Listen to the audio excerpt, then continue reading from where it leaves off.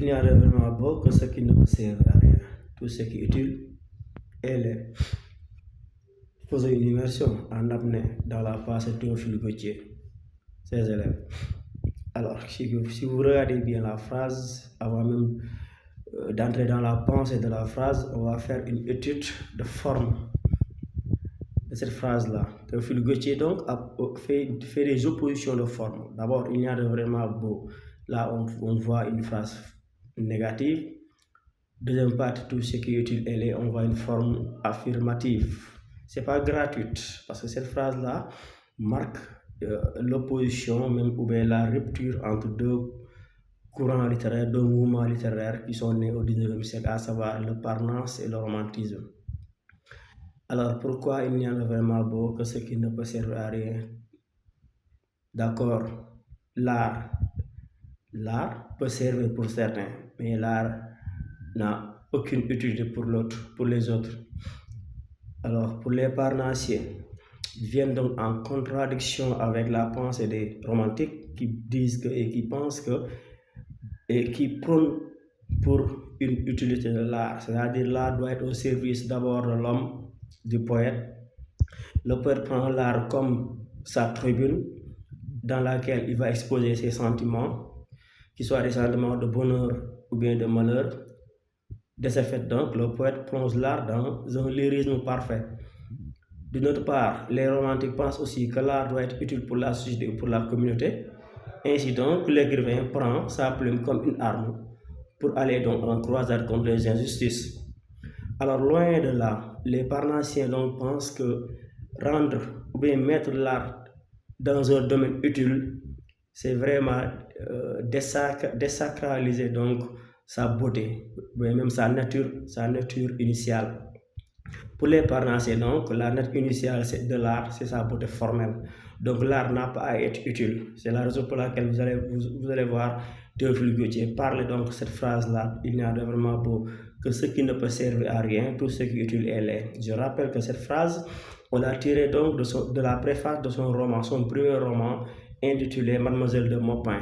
Un roman donc qu'on peut juger comme le manifeste du Parnasse. Parce que les Parnassiens, donc pour eux, l'art doit rester à l'art. C'est la raison pour laquelle donc, ils ont prôné le principe de l'art pour l'art. Alors, l'art ne doit pas être au service d'aucune communauté, ni au service d'une personne, mais l'art doit se servir. On ne doit pas se servir de l'art, mais l'art doit se servir. C'est-à-dire quoi? L'art doit rester à l'art, l'art doit imposer uniquement la beauté et la beauté formelle, c'est-à-dire la perfection formelle. Donc pour comprendre cela, donc, je vous invite à lire le poème de Théophile Gautier intitulé L'art. Bien entendu, l'art tiré donc du recueil Emo et Kamé.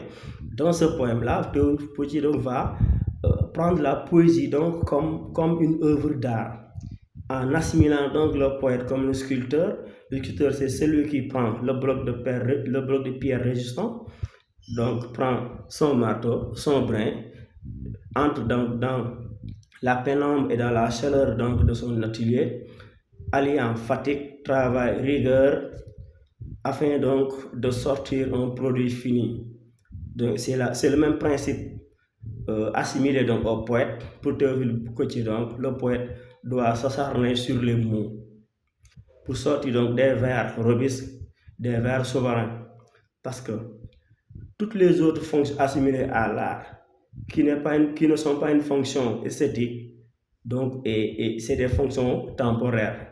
Raison pour laquelle dans ce poème-là, là, il y a un quatrain dans lequel Théophile Gautier dit tout passe, l'art souverain seul à l'éternité. Donc quand on dit l'art souverain, l'art robuste, donc cette robustesse-là fait allusion donc à la beauté des mots, dans lequel donc le poète s'est acharné pour pouvoir faire un produit fini à travers donc la poésie. C'est la raison pour laquelle dans ce poème-là, le début, il dit donc oui, l'œuvre sort plus belle de sa forme au travail rebelle.